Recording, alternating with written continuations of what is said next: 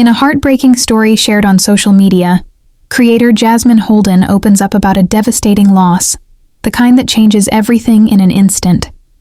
She begins by describing how her sister had recently met someone, a man she seemed hopeful about, just 3 weeks before her life came to a tragic end. According to Jasmine's personal story time, those 3 weeks were a whirlwind, filled with new memories, excitement, and the hope that love could bring something joyful after hard times. But that hope was shattered when something went terribly wrong. In a sudden and irreversible moment, her sister was gone, taken from the world and from those who loved her. Jasmine's account doesn't just share what happened, it amplifies the emotional aftermath. She talks about the shock, the grief, and the unanswered questions that follow a loss so sudden. Viewers around the world responded with compassion, sharing their own stories of loss, offering prayers, and reminding others that even when the world feels unfair and too heavy, we're not alone in our sorrow.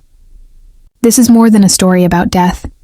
It's a reminder of how fragile life can be, how quickly things can change, and how important it is to hold our loved ones close while we still can. And if you've ever faced loss yourself, know that it's okay to grieve, to remember, and to seek support. Because every story of love, even the painful ones, deserves to be heard.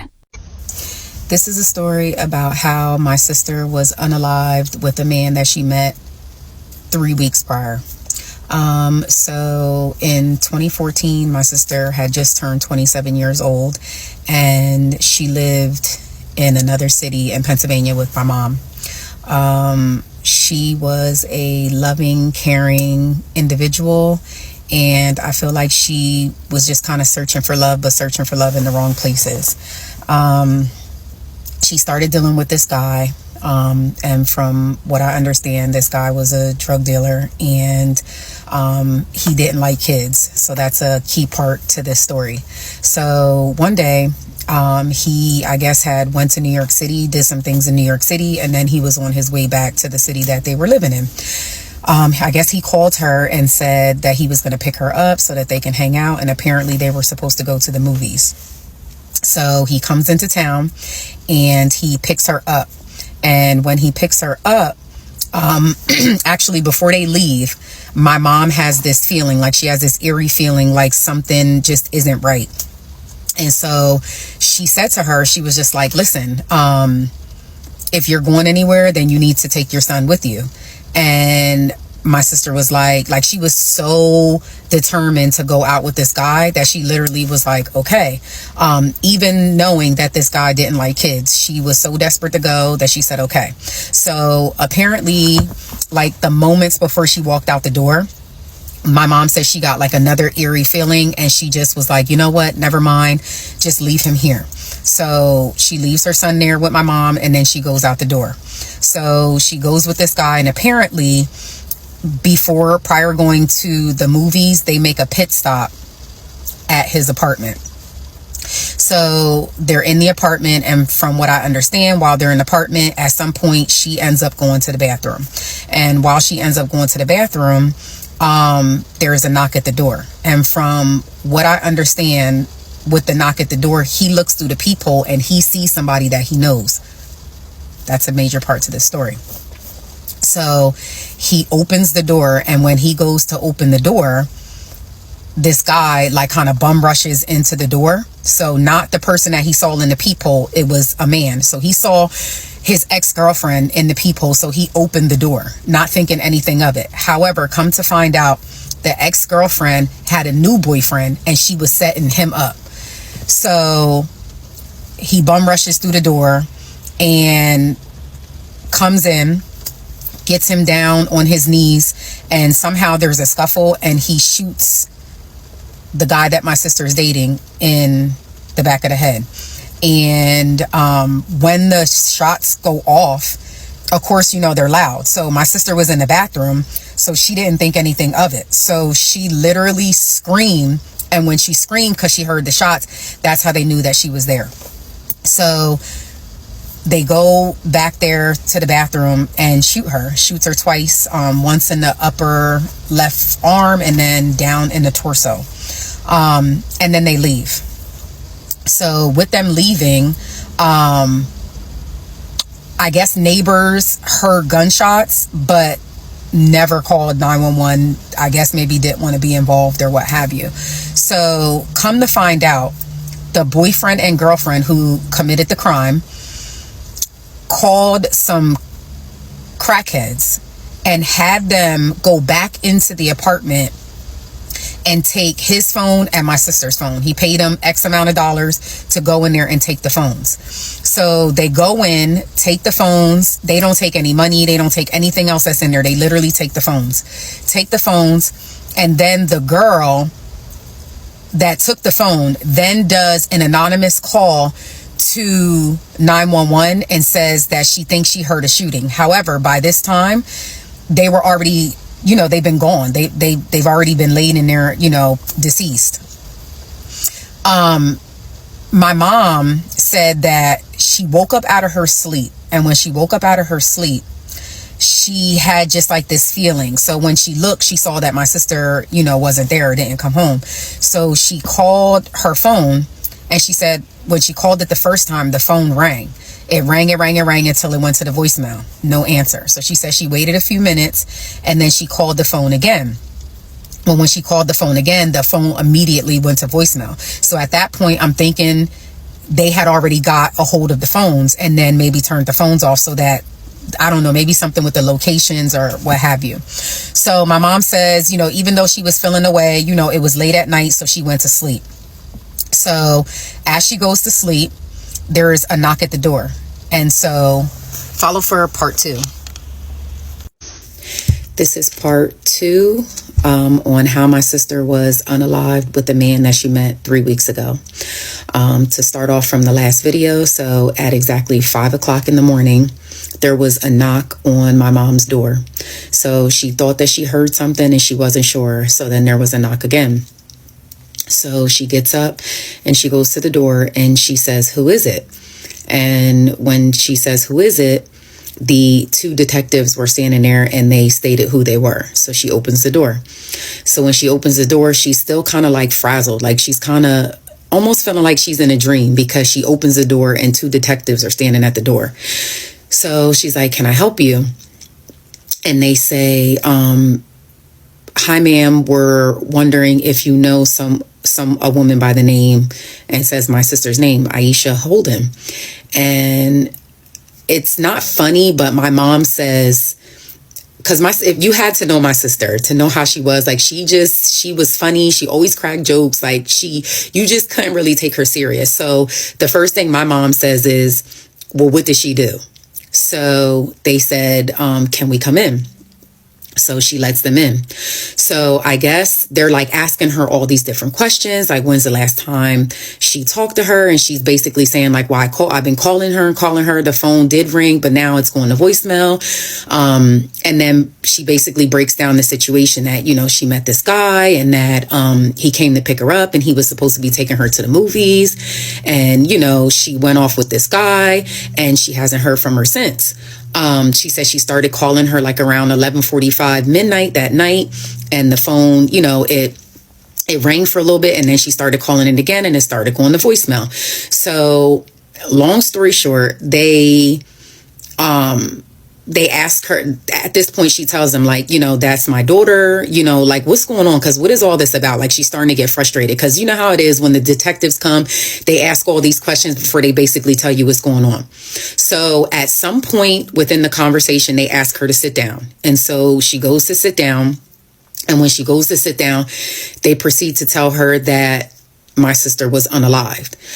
At this point, when they tell her that, she still does not believe them. Like she does not believe that that they just told her that her daughter's unalive. So she's like, "You need to call my daughter." But at this point, she's saying, "Call me." She's like, "You need to call my daughter. You need to call my daughter. Like, I don't understand what's going on. Like, what are you talking about? Is this a joke?" She was alone. And at the same time, she had my sister's son with her who was sleeping. And at the time, he was only 3 years old. So at this point, she starts calling my phone, but it's 5:30, almost 6 o'clock in the morning, and I had to be up for work at 7 o'clock in the morning. So, I didn't hear the phone. I had the phone on vibrate. So she calls my aunt. and we're extremely close. So at some point, my aunt starts calling me, and my cell phone, I remember it like it was yesterday. My cell phone starts ringing on the nightstand, and it actually felt like I was in a dream. The phone was ringing, and it rang so much that it fell off the nightstand onto the floor. And so when I picked up the phone, because it was ringing, it was my aunt. And I literally like went off. I'm just like, why do you keep calling me? Like, I gotta get up. I gotta go to work, yada, yada, yada, whatever. So she's like, get up. She's like, I'm on my way to get you. Something happened to Isha. And I'm just like, what? Now, key part to this. I know this sounds absolutely insane, but 2 years prior to my sister's unaliving, I had a dream that she was unalived in a ditch. And I remember I called her on the phone and she didn't answer for hours. And when she finally answered the phone, I literally cursed her out. Like, why didn't you answer the effing phone?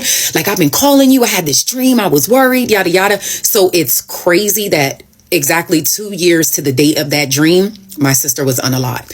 So I get myself, like, I jump up, I'm like frazzled. I'm like trying to get myself together, everything like that, throwing some clothes on. So I call into my job and I let them know that I'm not coming in because something happened to one of my siblings. That was all I said. So in the meantime, by then my aunt gets to my house, and it's about a 45-minute ride to where my mom lives in the next city over. So we're riding up there. Now, mind you, as we're riding up there, in my mind, I'm thinking, not that this is a joke, but I'm thinking, like, there's no way that, like, this is true. Like, I know we're going to get there. She's going to be okay. Or, she just didn't come home. Like, there's no way. So while we're riding up there, I get online and I look up the news in my mom's city. And it says, male and female found deceased in an apartment building. So, and it's crazy because look at my hands. I'm like shaking, reliving the story. But even then in my mind, I'm like, there's no way that is her. Follow me for part 3. Part 3 on how my sister was unalived with a man she met 3 weeks ago. So to jump off from where I was in part 2. So I'm riding up, I see the article, and I'm still in disbelief, like, no, there's no way this can't be. So we get up to the city and we get to my mom's house. And when I get there, my mom is just, I felt like she was like in shock. Like she came out of her apartment, and, my nephew was there, who again is only 3 years old. And, he's bouncing around and bopping around, and my mom starts telling us all the things that the detectives, and the cops said to her, and like all these different things, but it still doesn't seem real. However, they said that we needed to go to the hospital to ID her body. So at this point, we all get in the car, which is me, my mom, my aunt, and my nephew. And I had reached out to my sister. Had a different dad, so we have the same mom, but she had a different dad. So I had reached out to some of her dad's side of the family, and 2 of her cousins said that they were on their way up to the hospital as well. So we get to the hospital. The crazy part is, as I told you in part 2, that I called into my job.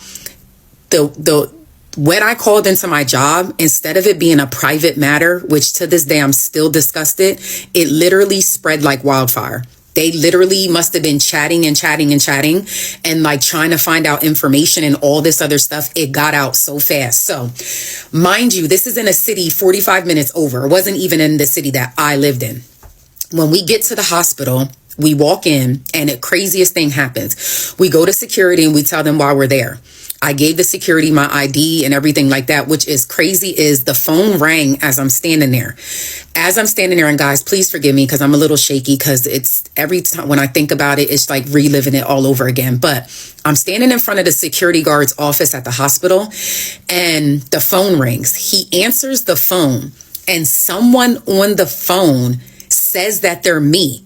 So they call the hospital trying to get information on my sister and says that they were me. And it's so crazy. Like, the guard was like, you're, Jasmine Holden or whatever. And they're like, yeah. And he's like, well, that's funny because she's standing right here in front of me. And then he hangs up. So people were literally already calling, trying to be nosy and get information. So we sit down for a couple of minutes, and they said we had to wait for someone to come and get us. So someone comes and gets us, and we all get in the elevator. Now, this is where it gets crazy.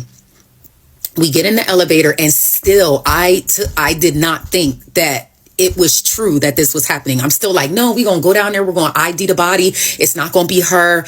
Like, this is a joke. It's not, We got in that elevator, and the elevator started going down. And when it started going down, I honestly felt like my heart just like sank. But in my mind, I'm still trying to tell myself, like, there's no way, like this, there's just no way. Like, we're going to go in here. It's not going to be her. It's all going to be fine, whatever. So we get down to the bottom floor. It's so cold. It's dark. It's quiet. I didn't know that this is like the morgue of, the hospital. I've never been, in a situation like this before. So they take us to this room, and the door's closed, and they had 2 guards there. And I remember them saying, when you get inside, please, you're not able to, don't touch anything. Like, don't touch the body, you can't touch the body. So in my mind, I'm still like, there's no way. They open the door. And when they open the door, she was laying there. Like, she was laying like, I don't know if it was a bed or like what it was, but she was laying there, and she was kind of like in a white bag, and they had it like unzipped, and she had like a sheet, and the sheet was kind of like folded to here.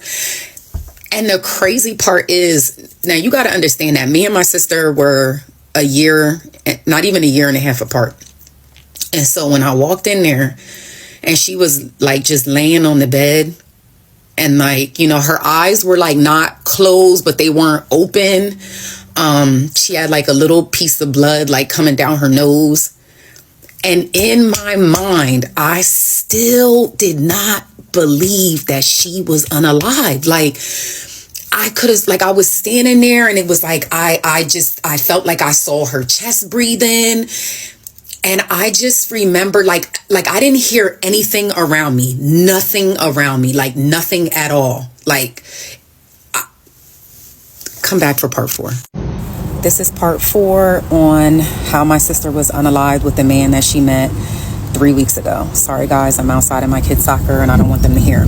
So anyway, as I was saying, so we walk into this room, and she's laying there on the table, and everything, literally, I can't hear anything. Like, I look over, and my mom, literally, when I tell you guys, she was screaming. I mean, she must have jumped 10 feet off of the ground, and the security guards had to literally grab her and tackle her to the floor because she was screaming. And I mean, but in the midst of her screaming, it was like I heard her screaming, but I didn't hear her screaming. They tackled her to the floor, and at this point, I start calling my sister's name. I'm like, Aisha, get up, Isha, get up. And she's not moving. She's just laying there on the table, and I'm just literally, I'm calling her. I'm like, get up. And again, I'm still thinking she's like breathing, like even though she's not, but when you're so in shock, you have no idea. And the last thing I remember, I just remember everything going pitch black. I must have blacked out. I must have, fell out. I must have, I don't know. But I come to it, I get up, and I go over to her body, and I'm just looking. Like, I'm just looking at her, and it was like a dream. Like, just imagine your sibling, your loved one, and you're just literally standing over top of their deceased body. It was the most outer body experience, and it's something that honestly I wouldn't wish on anybody. I'm gonna continue with more videos, but to know me is to know that I took care of my sister. Like, my mom was on drugs, sorry guys, my entire life. And I practically raised my sister. So to see her laying there on a table like that, it was literally the most it was a pain that I can't even begin to explain. The pain, the hurt, it was pure insanity. So fast forward, guys, after that, we left the hospital, and then I honestly feel like I didn't even get time to grieve because, like I said, my mom was still an addict at the time. So everything fell on me. So I had to literally do everything from planning a funeral to, and then immediately I was a single mom already with my first son. So I had to take her son and take him back home with me. Like, I didn't have a babysitter, for him. I didn't have childcare. Like, it was just a lot, guys. Like, it was just horrible. It was the most horrible experience that you could ever imagine. Fast forward to the trial. First of all, the girl who helped her boyfriend murder the guy and my sister, she fled. So she had to be captured by bounty hunters, and she fled all the way to Florida. So they found her in Florida. They found him by stuff that he was posting on Facebook and like tips. And what's crazy is, for a couple of months, I would go up there because I kind of felt like, even though how investigations go where, they're doing work behind the scenes, but I just felt like the case was moving too slow. And I watched, a lot of First 48, and I just kind of felt like my sister's case was not being handled correctly. So I literally would leave work and drive 45 minutes all the way up to the next town. And I would go up there and basically look for clues and knock on doors. Like, when I tell you, I was not letting her pass away in vain. I was knocking on doors. I have flyers, posters. I was putting them on trees and telephone poles and everything. And people were like leaving tips and like, putting stuff on my Facebook, and I was sending it over to the police. Like, it was just a lot. But at the end of the day, the guy was captured. So was the girl. They actually used the girl to turn on the guy to be able to fully pin everything on him. And all in all, the trial lasted for about a week. He got sentenced to almost 80 years. Because technically he got sentenced to 45 years, but he was already 42 years old when he went in there. So technically it'd be 80 some odd years that he would be in there with no possibility of parole. So even though I wanted him to get a life sentence, I was okay with that because that was the best that was on the table. I'm going to do another part 5 so that you guys can understand how I maneuvered with her son. And yeah. So this is a guy when I first got him when my sister. This was the first day I got full custody of him. And this teddy bear is made out of my sister's clothing the day that she passed away. And I had it made into a bear for him. And every year, this is what I do for him. His favorite gift for Christmas comes from his mom. Just watch. I was told to deliver this. All right. So let's read it. All right. So you're AJ, right? Mm-hmm. To AJ from Mom in heaven. She says, I love you always, son. Merry Christmas. Be good. I'm always with you. Oh, my holy realization. What is it? It's the ticket for Spider-Man No Way Home.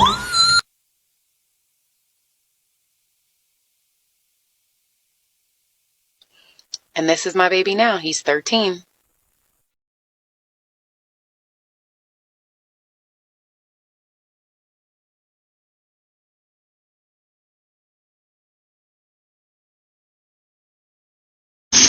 Hey guys, this is part 6 and 7. Tonight I'm doing part 6 and 7 of my sister was unalive with the man she met 3 weeks ago. So tonight I'm going to focus on a lot of things that I've been seeing. There's so much to go over still, but I'm going to go over some of the things that I've been seeing in the comments. So first things first, I never really did the upload an extra photo thing, so I'm going to try that. So I'm just going to point here and hopefully I'm able to put the photo in, but this is the guy who unalived my sister. Now, I'm hoping that I'm able to put the picture in there. If I don't, guys, forgive me. I'll try to put it in the comments or something like that. But let's go there first. So the man who unalived my sister was sentenced to 40 years for a double unaliving. He was already 42 years old, so that would give him 82 years, until he's 82 years old to be able to get out of jail. That was the max of the sentence because it was 3rd degree unaliving and then like some other things, using a hand, pew and all of that kind of stuff. As for her, this is major because so many people keep asking about this. As for her, she got time served. She got time served, which was technically 8 months. And the reason for that being is because they had to use her testimony against him because technically there was no one who saw it. So he could have potentially got off. So what they did was have her flip on him so that she could ID him as the pew man, and in exchange for that, they basically let her walk. It was actually heartbreaking because if you watch my other previous stories, you know that she was the one who set this whole thing up. So how dare they? And that was very hard because when they brought it to me, I was like, no, absolutely not. But then I had to understand after they broke it down, the detectives, like, listen, there's a chance that he could walk. So we have no choice but to go this route. So she basically got time served. Another main thing that I want to touch on, guys, is there's so many people that are in the comments basically saying, how do you know, like basically word for word what happened? Let me explain that to you. So a lot of you know, watching the previous videos, and I'm going to go into a whole nother video in regard to my mom, but let's talk about this right now. So I spoke on, my mom with her addiction and things like that. So you could only imagine, my mom was already in addiction. So can you imagine now knowing that her daughter was unalive, what that did to her? My mom literally was done for. Like, she, when I say went off the deep end as far as the drinking and drug use and all that kind of stuff, just a mess. My sister, for those of you that don't know, was the youngest of us three. And you know how they always say, like, your parents don't have favorites, but we all knew that my sister was my mom's favorite. They were like this. The relationship was extremely toxic between them two, but they were inseparable.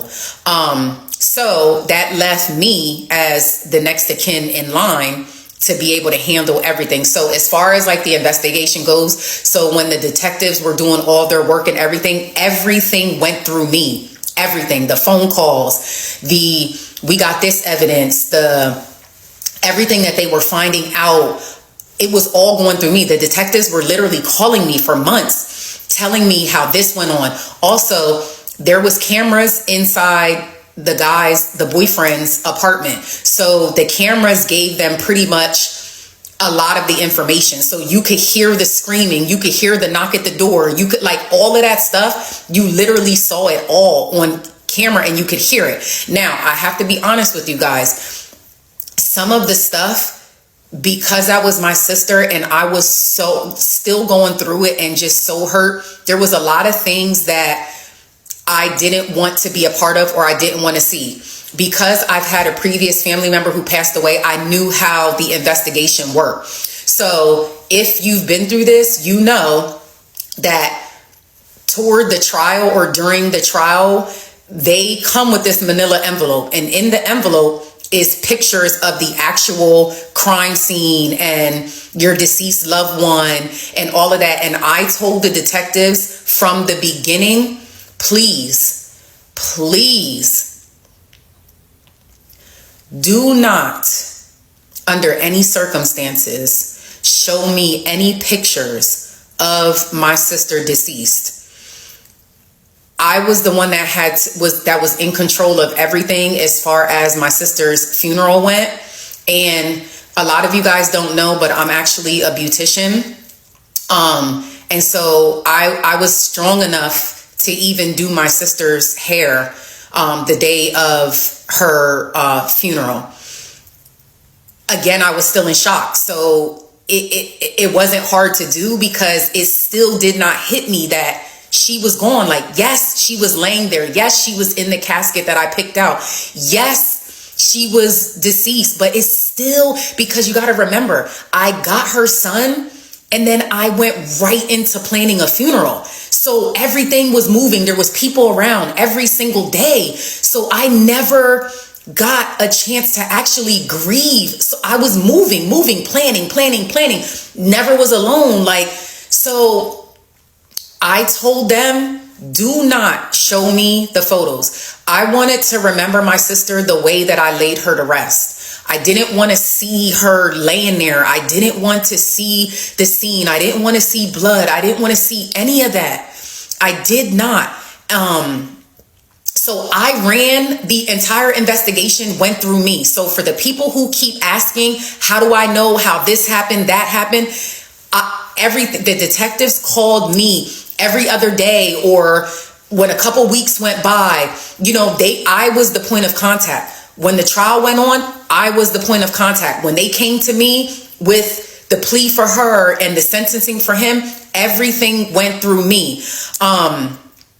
I also want to touch base on my sister. I got a copy of her death certificate, but I was not, and I'm still not strong enough to get a copy of her autopsy report. I didn't get a copy of the autopsy report because in my mind, I did not want to see the time that she was pronounced versus the time that they thought that she was pew-pewed. Where my sister was pew-pewed, it was like in her upper left arm and then her bottom torso. In my mind, I just felt like that's not an instant death. So I felt like it played in my mind, y'all. It played in my mind for weeks and weeks and weeks and months and months and months. It played in my mind like, did she just lay there? Like, did she lay there just dying? Like, just thinking like she made the wrong decision or she shouldn't be there? Like, did she just lay there just knowing like nobody was coming to save her? Like, nobody was coming. And I just felt in my mind like, she probably just bled out because nobody came.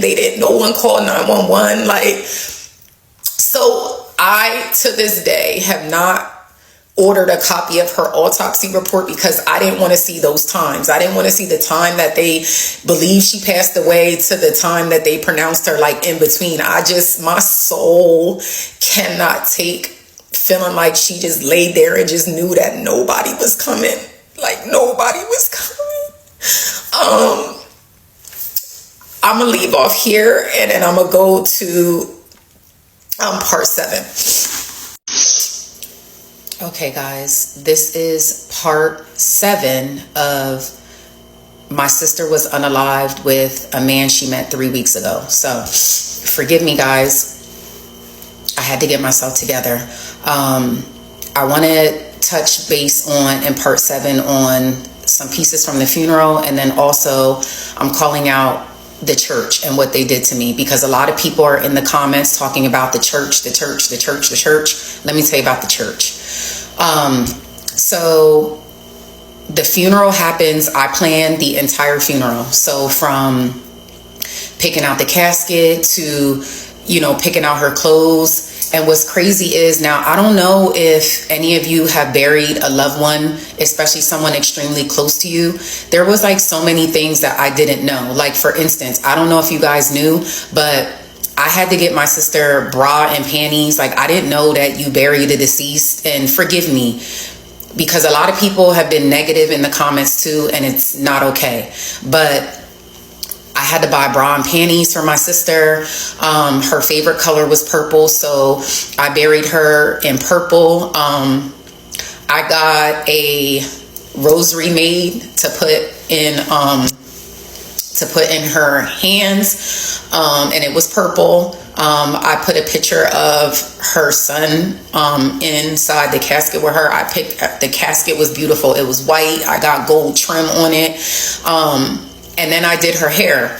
But again, in the midst of all of that, I was okay. Like, I was still rolling. Like, I was able to get up and speak. I did cry a bit when I spoke, but it was crazy. I had to have, which we'll touch on that on another story time. But everything was going the way that I felt like it should go. I planned everything to the T. It was a beautiful service. Like, everything was good.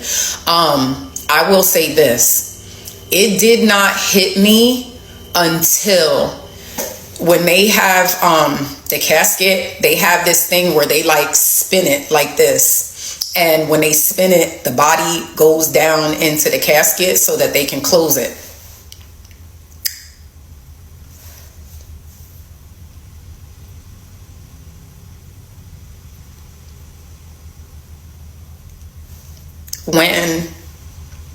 When they wheeled her down, her body went down in the casket.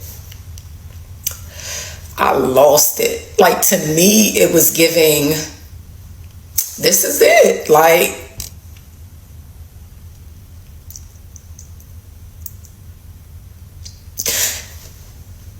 and I'm gonna do another story time, but like,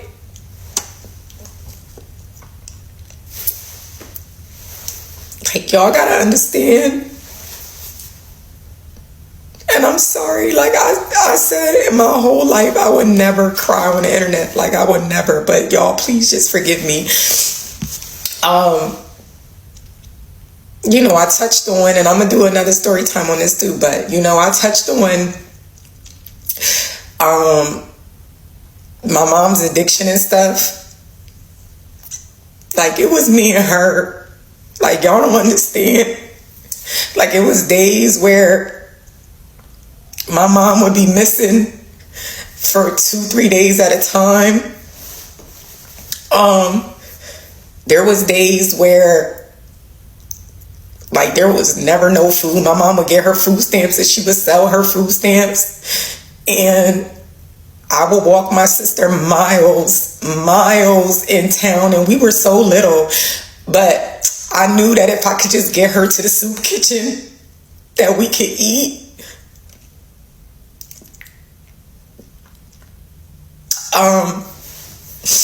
I'm a beautician today because of her. I was so smart when I was young, and I'm talking like, y'all don't understand. Like, we was 6 and 7 years old. Like, we was little. And I knew, like, I had enough sense to say, like, if I sent us to school looking like a certain proper way, that at least, like, nobody would know, like, to call children in service. So I would get up in the morning and I would do her hair every morning with Blue Magic hair grease, or sometimes I would use Vaseline. And I will take our underwears and I will wash them out in the sink, because I was smart enough to know that we at least needed clean panties. So I would wash the underwears out in the sink, and I would hang them in the back window.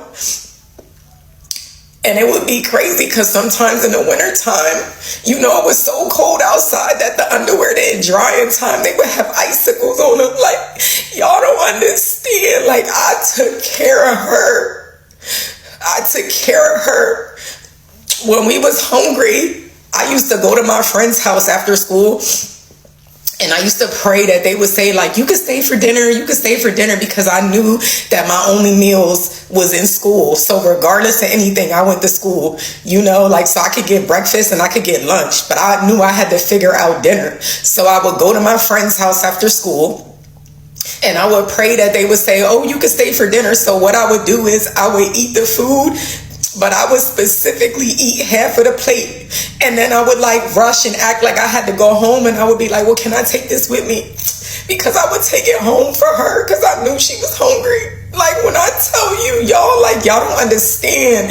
I took care of her.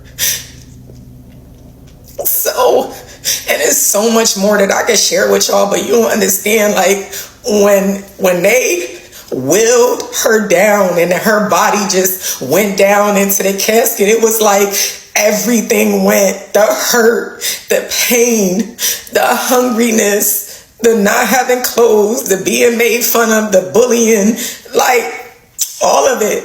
I just felt like I protected her. Like I protected her entire life. I'm talking about, y'all, like when somebody wanted to rumble my sister, like all she had to do was call me. Like when I tell you it was me and her, it was me and her. It was me and her until the end. And so that pain of seeing her go down in the casket, I just felt like I couldn't protect her. I felt like I protected her all my whole life, and I just carried the weight of just feeling like I wasn't there, like I couldn't protect her. And so like I said I wasn't going to do another story time, but because I know this was supposed to be about the church, but I just feel like, y'all, I've been through therapy and it's what got me through, but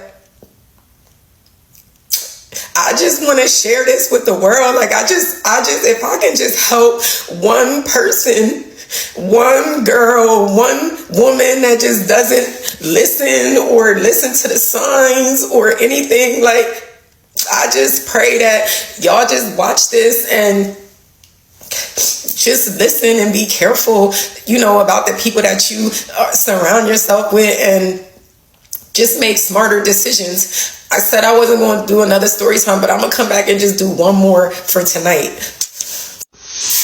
This is part 8 on my sister was unalived with the man that she met 3 weeks ago. So in the previous video, I said that I was going to talk about the church, but then it just got too deep and I got totally off topic. But a lot of people in the comments are saying, if you had a good church home and all this other stuff. One, I don't know why people think I'm not in church. If you have looked at my page, my life is God and Christ, and Christ is my everything. I do nothing without him. And to be honest with you guys, I feel like the only way that I made it through this entire tragic situation was knowing that to be absent with the body is to be present with the Lord. And me and my sister were baptized together. And so I know that she made her way to heaven. But let's talk about the church. We both were members of this church. I'm calling them out. Zion Baptist Church in Reading, PA. We were members of that church. We were baptized together August 1st, 1999. Our foster mom, because that's a whole nother thing, I'll eventually get into it because we went to foster care, but our foster mom was big into church, and that was the church that she was a part of. So we got baptized there and we went to that church for years. Now, as a lot of you know, sometimes you move away and you move to different cities and different states, but that's always your church home. So, and a lot of you know, like in Black churches, when you come home, they ask you to stand and you say, this is my church home, but, I'm bringing you greetings from, and then you state your new church home and yada, yada, yada. Okay.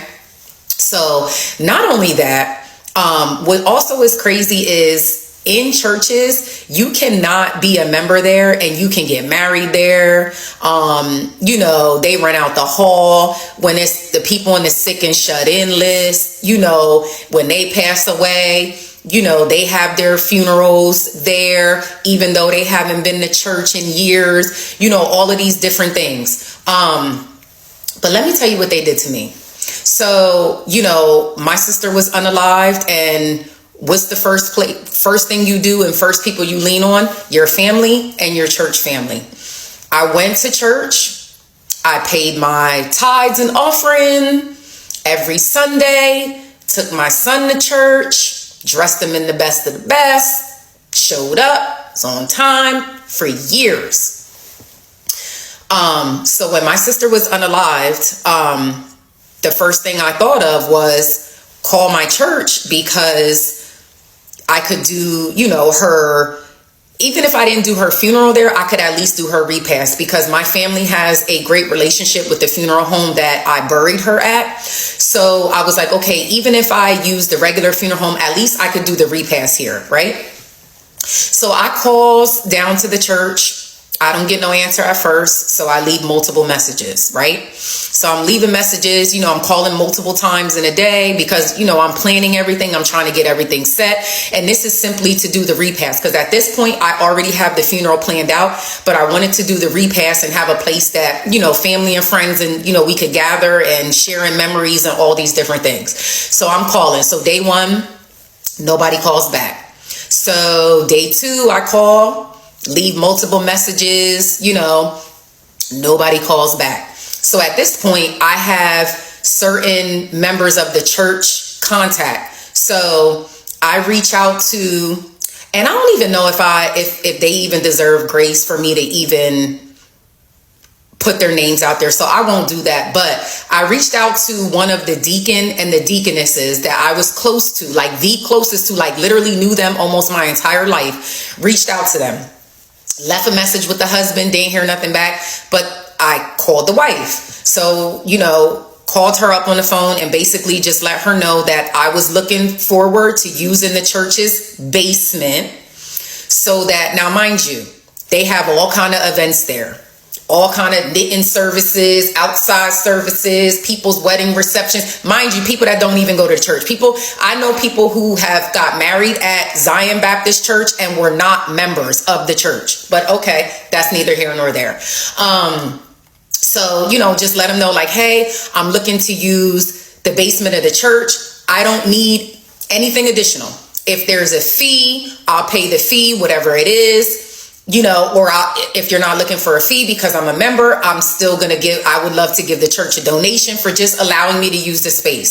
So the first thing she said was something like the hospitality crew isn't available for that day or something. So I'm saying to myself, well, I don't need the services of the hospitality crew. Like, I just need to use the space, in which people have done kids' birthday parties there as well. Let's be clear. So the hospitality crew isn't doing Ray's second birthday party. Okay.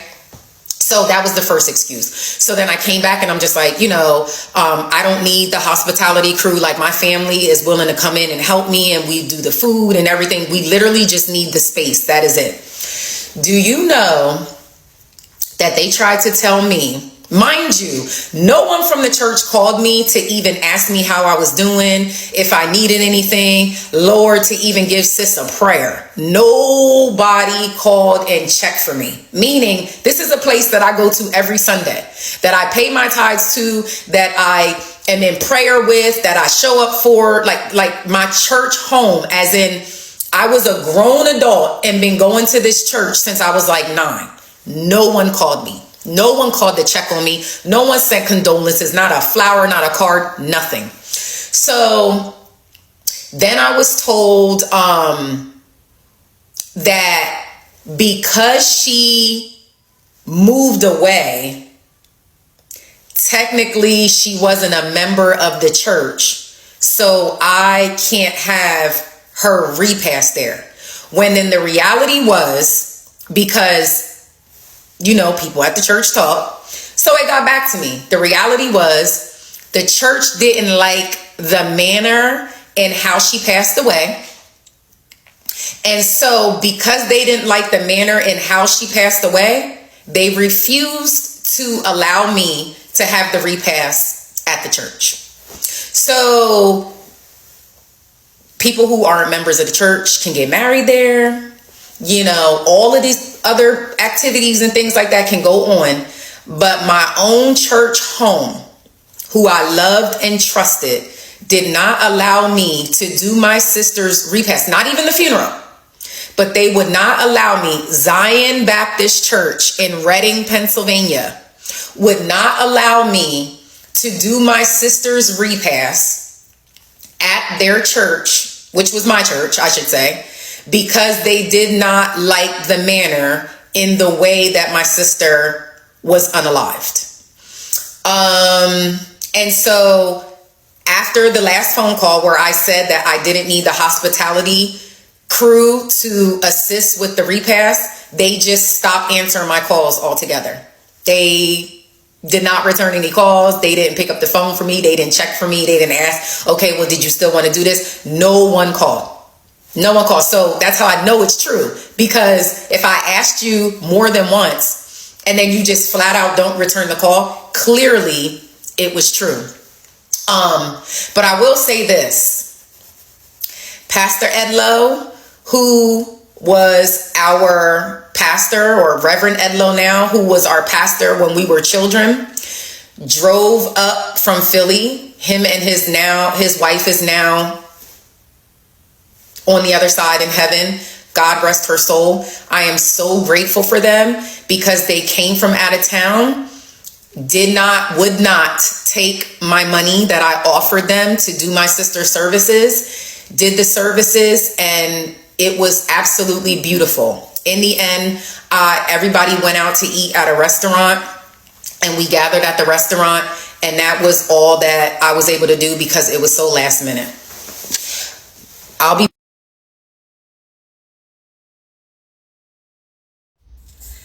This is episode 9 of My Sister Was Unalived with a Man That She Met 3 weeks ago.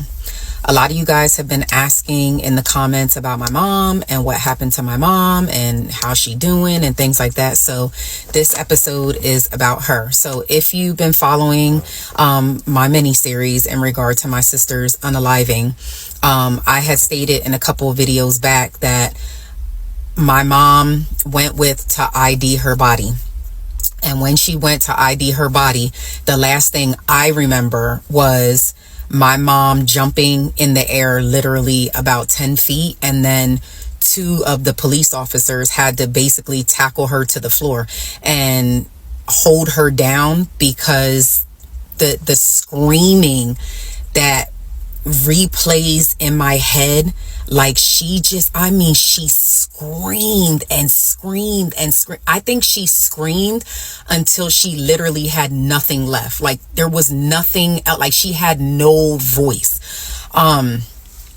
After we ID'd the body, we left the hospital and went back to her apartment, and at that point, that is when I collected, some of the things for my nephew so that I could take him home and pretty much start the process of planning the funeral. Before I went home, I contacted the funeral home and had them go to the hospital that she was in to retrieve her body and transfer it to the funeral home where I wanted her to be taken care of. After that, my mom pretty much went missing. From the planning of the funeral to shopping for my sister's clothing for the funeral, my mom wasn't involved in anything. And I don't blame her. She was just completely out of it.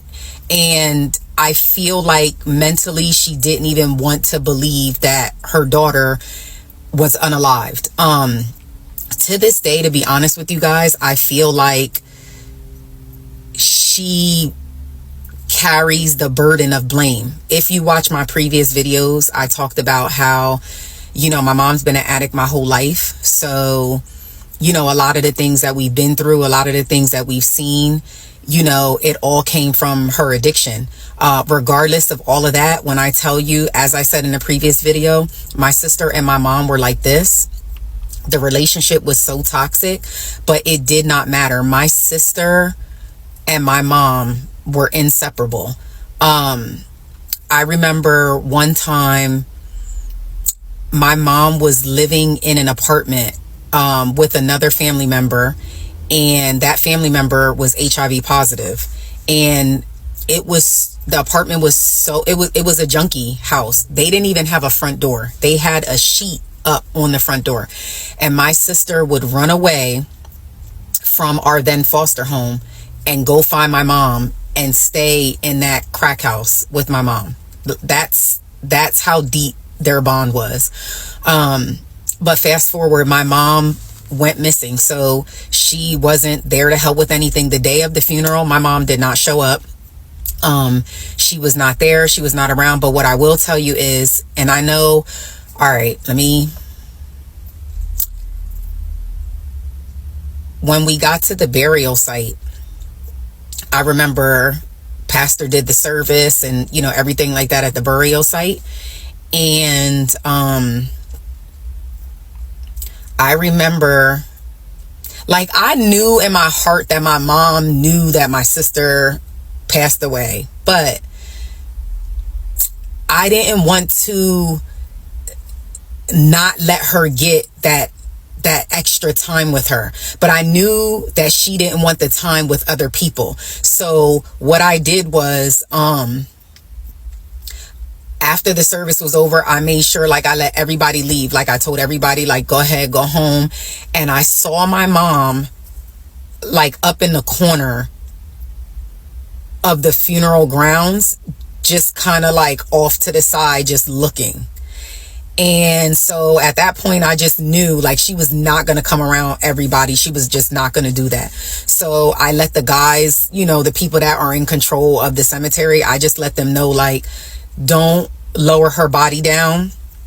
I want my mom to have, you know, her time with her, which was another part that was, like, really hard. So I didn't get to see, like, you know, when they wheel the casket down into the ground, I didn't get that closure part. I didn't get to see that because my mom refused to come to the burial site if anyone was around. So at that point, we all left, and my mom got the time that I felt that she needed with her. After that, I'm going to insert some pictures so that you can see. So this is what my mom looked like before my sister passed away.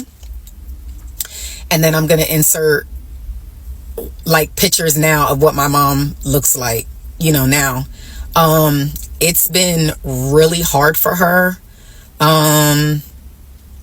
It's been, like, my mom is mentally gone. Now, I know that she's had other traumas and things in her life, but I truly feel like my sister's unaliving is causing her to die a slow death. She drinks. That's all she does. She drinks herself. She numerous of times has been on the verge of eviction. My mom is a veteran, so she's been in, like, this program where she got help with her housing for as long as I can remember. But they have to come there and pretty much, like, check on her, and she does not and did not allow that. So recently she just got put out of that program, and that was the program that helped pay her rent. Because she's on a fixed income. Right. The level of toxicity and, like, even just the things that she says are so mean and nasty. There were people in the comments that were saying, like, you know, give her grace. And I try. If anybody knows me, I stand 10 toes about my family. But it's hard to allow somebody to mistreat you when you know that it's not them, but my soul can't handle it. Like, I can't handle the disrespect. I can't I just cannot do it. And I try to show as much grace as I can. Like, even now, you know, she'll be missing. She doesn't want a phone. I literally have to call the police department and have them do wellness checks for her to make sure that she's still alive. It's a lot, but it's sad because you don't want to tell someone how to grieve, but in life you gotta pick yourself up and you gotta keep going. No matter what, you have to keep going. But at the same time, the way that I love my kids, it's enough to take you out of here.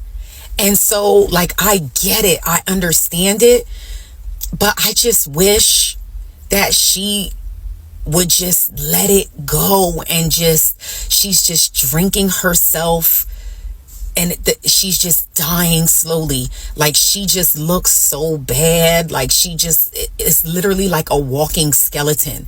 And, like, the things that she says, like, she tells 50 stories in, like, less than 5 minutes. Like, it's rough. It's really rough, and it's crazy because you know how people always say like you never know what somebody's going through. Like some days like I look normal, but people have no idea what I carry. People have no idea what I go through with my mom. Like literally, you know, just in February I drove to, you know, her city and, you know, helped her to pay her rent so that she wouldn't get evicted. Like, but I literally, like, I had to chase her down the block. You know, it's a lot. And so grief is very heavy to deal with. The unaliving of a sibling and your own life and your own family, and you got to keep going and you can't let go. And then it's like my mom and like all these different things. It's not easy. It's not easy. It's hard. So please keep my mom, not even just me, but keep my mom in your prayers.